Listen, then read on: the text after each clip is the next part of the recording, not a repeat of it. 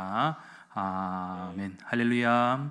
오늘 거룩한 주일을 허락하여 주시고 우리들에게 베풀어 주실 하나님의 은혜를 사모하며 모든 영광을 하나님께 올려드리기를 간절히 소망합니다.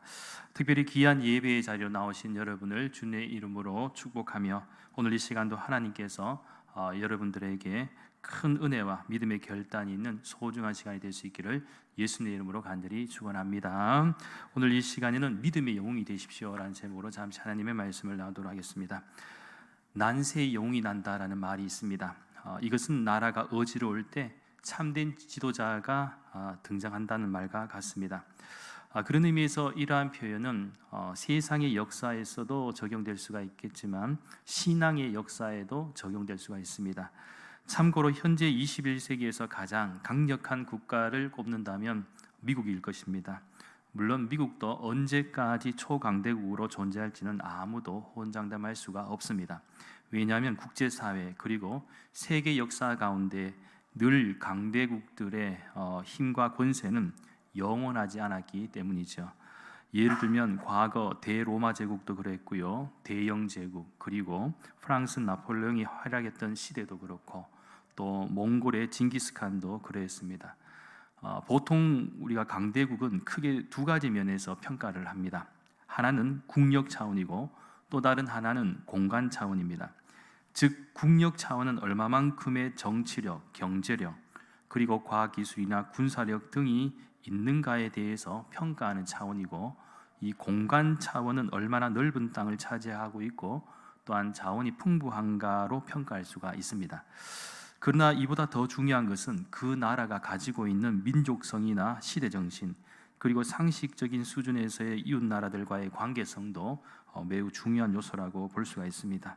아무튼 현재는 미국의 독주 아래 미국의 독주를 좋아하지 않는 중국과 러시아가 상당한 부분에서 미국을 견제하고 있기도 합니다.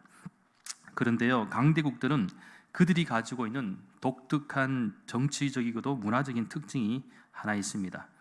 그것은 영웅을 아주 좋아한다라는 사실입니다. 미국 같은 경우도 영웅주의가 강해서 실제적으로도 만족할 만한 이 영웅이 나타나면 열광하기도 하지만 대리만족으로 이 가상적 영웅을 참 많이 탄생시키기도 했지요. 예를 들면 우리가 잘 아는 슈퍼맨이라든지 또 배트맨, 그리고 마블사에서 히어로를 계속해서 지금도 만들어내고 있는데 스파이더맨, 아이언맨 등 이런 인물들은 너무나도 이 상업적으로 잘 만들었고 또 이들이 세상을 구하는 그런 스토리를 만들어가고 있습니다. 그리고 중국 같은 경우도 영화나 무협 소설 같은 경우를 보면 대체적으로 영웅담의 이야기가 많습니다. 특별히 이러한 영웅주의를 좋아하는 나라들의 특징은 일단 자부심이 강하고 또 가진 땅이 아주 크다는 것입니다. 이 땅덩어리가 한마디로 굉장히 크다는 것입니다. 그런 의미에서 6월 호국 보내 달을 보내고 있는 이때에 우리 조국 대한민국을 생각해 보면 우리는 현재 놓여 있는 현실을 볼 때 가깝게는 세계 유일의 단일 민족 분단 국가인 이 남한과 북한과의 관계 모습들, 그리고 중국과 러시아, 일본 사이에서 놓여 있는 동북아 정세, 그리고 미국과 유럽, 동남아시아 등 세계 열방과의 국제관계 속에서도 이 복잡하고도 다양한 이해관계를 맺으며 현재 살아가고 있습니다. 그러니 우리 조국 대한민국은 이 과거에 비해서 이 정치적으로, 경제적으로, 문화적으로 또 사회 환경적으로는 사실 많은 발전을 이루었고 또 특별히 6.25 전쟁을 겪은 후에 무려 70년, 즉 100년도 안 되어 이 경제적인 부분에서 세계 10대 경제 강국을 도약한 것은 대단한 민족성과 이 국력을 우리가 잘 보여주었다라고 볼 수가 있습니다. 하지만 우리에게는 여전히 강대국과 선진국으로 인정받을 수 있는 이 땅의 규모와 인구수, 그리고 자원, 기술 등에 있어서 기술적인 부분만 빼고는 아직 많이 부족한 것도 사실입니다.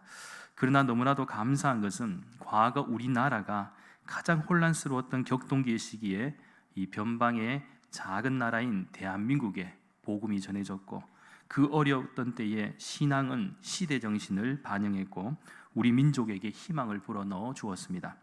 그리고 앞으로도 우리 시대에 놓여 있는 이 현실 앞에서 신앙의 힘은 여전히 유효합니다. 특별히 오늘 본문 히브리서 11장의 말씀은 믿음의 사람들의 이야기를 잘 설명하고 있는데요. 즉 그들이 어떻게 하나님을 신뢰했고 또 어떻게 믿음으로 승리했는지에 관한 이야기들이 담겨져 있다라는 것입니다. 그런데 오늘 전체적으로는 다 읽지는 않았지만 오늘 읽으신 히브리서 11장 32절부터 38절까지의 말씀의 내용에 주목하시면 이 본장에서 소개하고 등장하는 믿음의 사람들의 모습을 구체적으로 우리들에게 잘 가르쳐 주고 있습니다. 그렇게 오늘 이 시간에는 오늘 본문의 말씀을 통하여 우리가 배울 수 있는 교훈을 크게 세 가지 관점에서 간략히 말씀을 좀 나누도록 하겠습니다. 첫째는 위기를 극복하는 믿음입니다. 오늘 본문 32절부터 34절까지 말씀에 주목합니다. 내가 무슨 말을 더하리요? 기드온, 바락, 삼손, 입다, 다윗 및 사무엘과 선지자들의 일을 말하려면 내게 시간이 부족하리로다. 그들은 믿음으로 나라들을 이기기도 하며 의를 행하기도 하며 약속을 받기도 하며 사자들의 입을 막기도 하며 불의 세력을 멸하기도 하며 칼날을 피하기도 하며 연약한 가운데서 강하게 되기도 하며 전쟁에 용감하게 되어 이방 사람들의 진을 물리치기도 하며 32절부터 34절까지의 말씀에 의하면 이 모습을 우리가 읽다 보면 마치 승리하는 믿음의 사람들의 이야기가 담겨져 있습니다. 그렇다면 이들이 승리할 수 있었던 이유는 무엇일까요? 바로 이들에게는 위기를 극복하는 믿음을 가지고 있었다라는 사실입니다. 참고로 히브리서 기자는 이 32절 말씀에서 기드온, 바락, 삼손, 입다, 다윗 및 사무엘과 선지자들의 일이라고 이렇게 표현을 했는데 그들이 보여준 믿음 행위가 무엇이냐? 바로 33절과 34절의 말씀에서 잘 담겨져 있다라는 것입니다. 즉 하나님은 어두운 시대를 밝은 빛으로 인도할 믿음의 한 사람을 시대와 역사 속에서 준비해 주셨고 보내주셨다라는 것이죠. 또한 이스라엘 역사에 있어서도 믿음의 선조들은 나라와 나라 사이의 관계에서, 이방신과 하나님과의 관계에서, 또한 개인과 공동체와의 관계에서, 그 외 환경과 상황의 어떤 지배에서 그들의 믿음은 매 순간 위기였음을 잘 보여줍니다. 때로는 정치적인 구조와 물리적인 힘들 사이에서 이긴다는 것은 단순하게 설명할 수 없는 부분이 많았습니다. 왜냐하면 그들의 상황과 현실은 언제나 하나님의 기적을 바라는 순간들이 많았기 때문입니다. 그러니까 이스라엘 역사 가운데 믿음의 선조들의 삶은 철저하게 함께 하신 하나님의 역사였다라는 것이죠. 하나님의 능력으로 인해 자연 환경이 그들을 도왔고 또한 하나님의 역사가 그들의 편에 서 주었습니다. 실제적으로도 히브리서 기자가 소개하고 있는 시대적 상황도 사실 네로의 그리스도인 핍박 시기에 기록되었을 것으로 추정하고 있습니다. 그리고 기원 후 1세기의 상황은 이 그리스도인들은 내적으로는 신앙의 혼돈 상태였고 외적으로는 예수님을 믿는 것으로 인해서 로마 정부로부터 갖은 핍박과 죽임을 당하였습니다. 이로 인해 유대 그리스도인들은 기독교를 포기하고 유대교로 다시 돌아가는 그런 움직임도 보이고 있었습니다. 그러한 상황 속에서 히브리서 기자는 역사 속에서 훌륭한 믿음의 본을 보인 믿음의 선조들을 언급할 수밖에 없었고 다시 모든 생각과 관심을 예수님께로 돌릴 수밖에 없었습니다. 왜냐하면 더 이상 대안이 없었기 때문이죠. 예수님을 향한 믿음을 포기하면 모든 것이 끝이기 때문이었습니다. 그렇게 여기서 우리가 배울 수 있는 교훈은 무엇입니까? 이 땅의 여러 가지 고통스러운 현실 가운데에서도 승리할 수 있는 길은 세상적인 힘이 아니라 하나님을 의뢰하고 하는 믿음뿐이다라는 것입니다. 우리는 약하지만 하나님께서 함께 하시면 불가능함이 없음을 가르쳐 줍니다. 즉 능력은 우리에게 있는 것이 아니라 전능하신 하나님께 있다라는 고백과 인식입니다. 그래서요 우리가 믿음으로 말씀에 순종할 때 위기를 극복시켜 주시는 분은 바로 하나님심을 꼭 믿으시기 바랍니다. 보십시오. 오늘 본문 33절 말씀 같은 경우도 사자들의 입을 막기도 하며 라는 대목이 있습니다. 이 성경의 말씀 가운데 실제로 사자의 입을 막아 보호를 받은 사람이 있었지 않습니까? 누구입니까? 바로 다니엘이었죠. 그는 며칠 굶은 사자들이 있는 굴 속에서 꺼냈을 때에 그 몸이 조금도 상하지 않았습니다. 사자는 다니엘 앞에서 입을 다물고 온순한 양같이 되었습니다. 이는 다니엘이 하나님을 전적으로 의지했기 때문입니다. 다니엘이 하나님을 신뢰하고 믿었을 때 하나님께서 사자의 입을 봉하신 것입니다. 다니엘의 용기나 지혜나 능력이 아니라 하나님을 신뢰했을 때 하나님의 능력이 사자의 입을 봉했습니다. 결국 이러한 사실들은 무엇을 말하고자 하는 것입니까? 믿으면 역사가 일어난다라는 것입니다. 그리고 위대한 믿음의 특징은, 나아가 신앙의 영웅들의 특징은 그냥 되어지는 것이 아니라 철저하게 하나님을 의지하고 믿는 믿음 안에 있었습니다. 그렇기에 우리 역시 이러한 믿음이 필요합니다. 너무나도 힘들고 어려운 문제와 사건일수록 우리는 하나님께 나아가야 합니다. 나아가면 언제나 위기를 극복한 배경에는 흔들리지 않는 훌륭한 믿음이 있었다는 것. 그래서 저와 여러분은 항상 위기 앞에 섰을 때 기억해야 할 사실은, 위기가 문제가 아니라 그 위기 뒤에 계신 하나님을 바라보고 믿는 믿음에 있다는 사실을 꼭 기억하시기 바랍니다. 그렇습니다. 많은 사람들은 위기에 부딪히면 위기에 갇혀버리고 맙니다. 사건에 갇힙니다. 문제 안에 갇힙니다. 그러나 위기보다 뛰어나신 하나님을 발견하면 위기는 쉽게 지나갈 것입니다. 홍해가 문제가 아닙니다. 그것을 바라보는 사람들의 믿음이 문제입니다. 홍해 앞에 섰을 때 이스라엘 백성들은 홍해를 보고 두려워했지만 모세는 누구를 바라봤습니까? 하나님을 의지하니까 하나님이 홍해를 갈라주셨습니다. 여러분도 항상 무엇인가를 보고 있습니다. 그것이 자신일 수도 있고 다른 사람일 수도 있고 세상일 수도 있습니다. 아니면 환경을 볼 수도 있습니다. 그러나 매 순간 하나님을 바라보십시오. 하나님을 느끼십시오. 하나님을 바라보면 여러분들의 위기는 지나갈 줄 믿습니다. 둘째는 이 고난받는 것을 두려워하지 마십시오. 역시 오늘 본문 35절부터 38절까지 말씀에 주목합니다. 여자들은 자기의 죽은 자들을 부활로 받아들이기도 하며, 또 어떤 이들은 더 좋은 부활을 얻고자 하여 심한 고문을 받되 구차히 풀려나기를 원하지 아니하였으며, 또 어떤 이들은 조롱과 채찍질뿐 아니라 결박과 옥에 갇히는 시련도 받았으며, 돌로 치는 것과 톱으로 켜는 것과 시험과 칼로 죽임을 당하고, 양과 염소의 가죽을 입고 유리하여 궁핍과 환난과 학대를 받았으니 이런 사람은 세상이 감당하지 못하느니라. 그들이 광야와 산과 동굴과 토굴에 유리하였느니라. 오늘 보면 35절부터 38절까지의 내용을 차근히 묵상해 보면 매우 중요한 한 단어가 떠오르게 되죠. 어떤 단어가 떠오르냐? 그것은 바로 순교라는 단어입니다. 즉 35절 말씀에서 부활을 받아들이고 예수님의 부활을 전하는 그 과정 속에서 36절부터는 실제적인 고난과 핍박의 상황을 소개하고 있습니다. 조롱과 채찍과 결박과 옥에 갇혀 시련도 받고, 37절부터는 정말 심각한 상황에 놓이게 되죠. 돌로 치는 것과 톱으로 켜는 것, 사람을 막 사지를 잘라낸다는 것이, 시험과 칼로 죽임을 당하고 궁핍과 환난과 학대를 받게 됩니다. 심지어 이러한 박해와 핍박을 피해서 38절의 말씀에 의하면 카타콤과 같은 이 광야와 산과 동굴과 토굴 속에서 인간으로서는 참 비참하고 어려운 디아스포라로 살아간다는 것, 그것은 말 그대로 가난을 전제로 하고 살아가는 것이죠. 그리 얼마나 어려운 상황 속에서 살아가고 있습니까?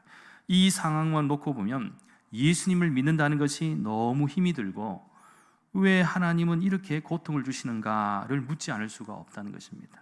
한 번 살 인생인데 그냥 쉽게 평범하게 그냥 안락하게 살면 안 되겠느냐라고 묻고 싶을 겁니다. 그런 의미에서 특별히 우리는 구약 성경 가운데 다니엘의 세 친구를 기억합니다. 그는 느부갓네살이 세운 근신상에 절하지 않는다는 이유로 풀무 가운데 던져졌습니다.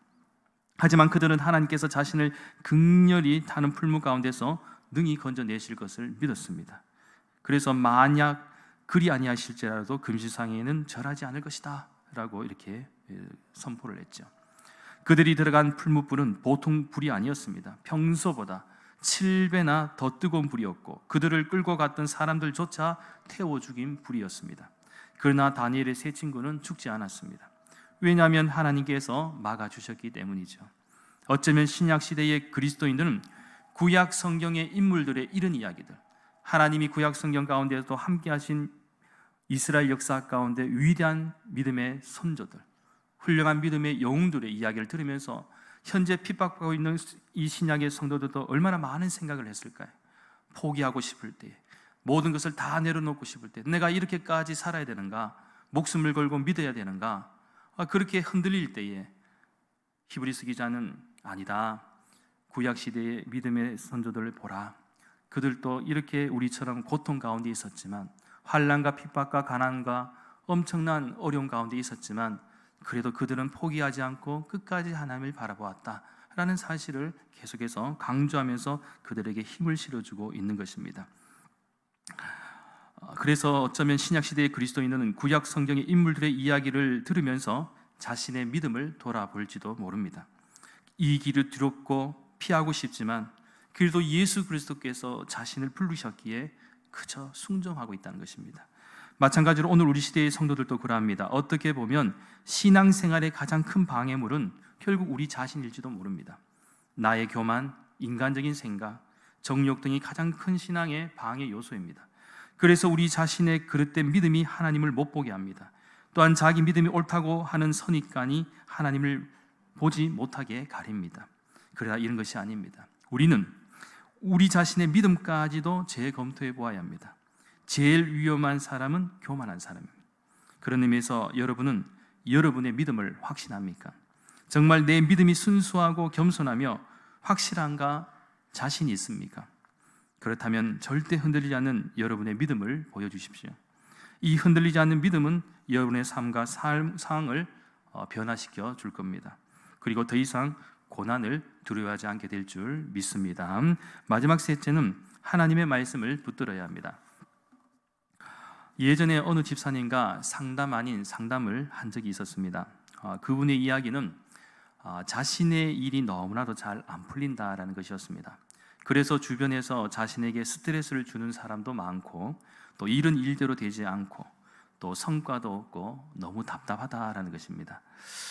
그러다 보니 그 넘쳐나던 열정도 열심도 현재는 너무 낮은 자존감에 빠져 있다는 것입니다. 듣고 보니 듣는 저도 답답하더라고요. 그때 저는 나름대로 성경적인 말씀과 함께 위로를 드린다라고 했지만 또 다시 힘을 내어보겠다라고 이렇게 하면서도 너무나도 근심과 걱정에 눌려있던 그 모습이 아직도 기억이 납니다. 사실 살다 보면 일이 잘 풀리지 않을 때가 있습니다. 또 인생에서 사실 잘 풀리는 것은 두루마리 휴지밖에 없겠죠. 그런데도 심지어는 이 두루마리 휴지도 물에 묻혀서 좀 굳어버리면 안 풀려요. 잘 안 풀립니다. 분명히 열심히 노력했는데도 자꾸 일이 꼬이고 원하는 방향대로 잘 되지 않습니다. 그러다 보니 믿는 성도인 경우는 하나님의 뜻이 무엇인지도 모르겠고 결국 원망과 불평이 어느 순간 자리 잡게 됩니다. 그런데요, 여기서 우리가 잊고 있는 것이 있습니다. 그것은 일이 잘 풀리지 않는 그 순간에도 하나님의 은혜와 사랑은 여전히 유효하다라는 사실입니다. 그래서 가끔씩 어떤 사람들은 어려운 순간이나 고난의 순간을 말할 때 운명론을 말하기도 합니다.